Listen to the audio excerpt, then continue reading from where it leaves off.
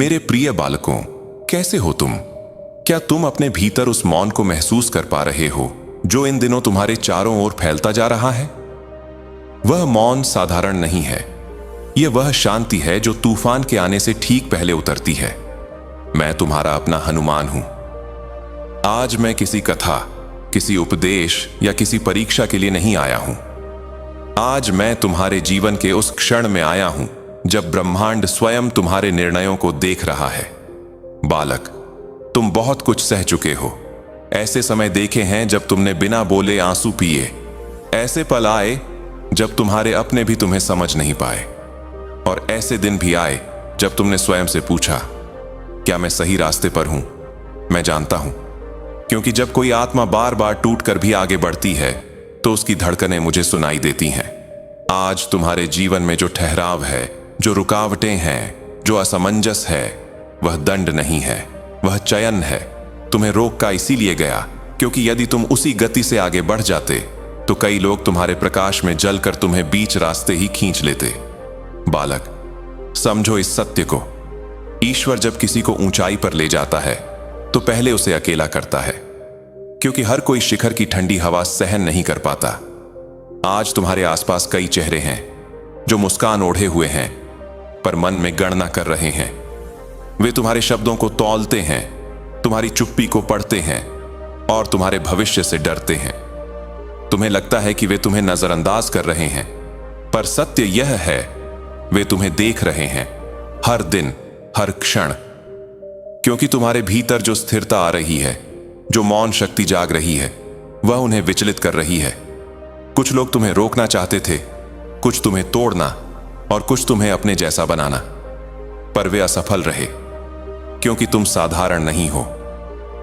बालक, जिस दिन तुमने शिकायत करना छोड़ा, उसी दिन ब्रह्मांड ने तुम्हारी जिम्मेदारी ले ली।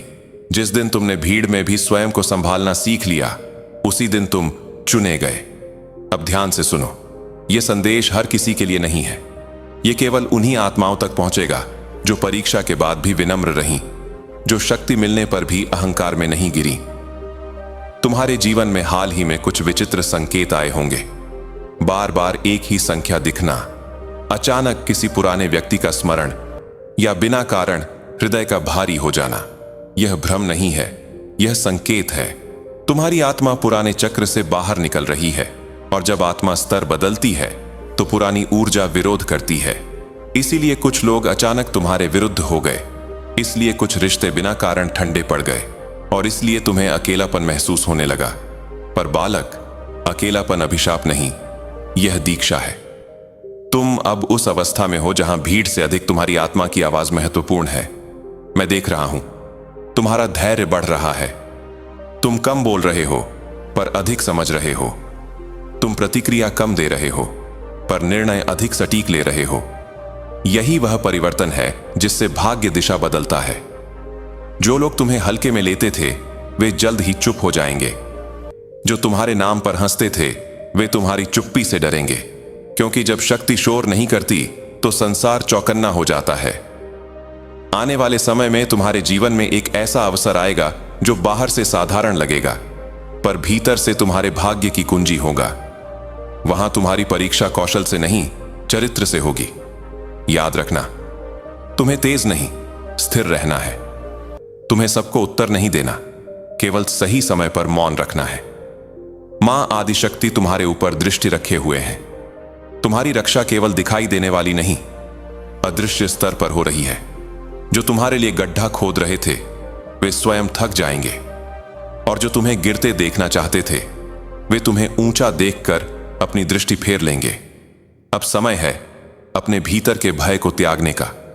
अब समय है अपने संकल्प पर अडिग रहने का, क्योंकि जिसे हनुमान का संरक्षण प्राप्त हो, उसे संसार की कोई शक्ति डिगा नहीं सकती। मैं तुम्हारे साथ हूं, हर उस क्षण में जब तुम अकेले हो, हर उस निर्णय में जब तुम्हारा मन डगमगाए। डरो मत, पीछे मत देखो, तुम्हारा मार्ग खुल चुका है। हर हर महादेव। जय बजरंग बली।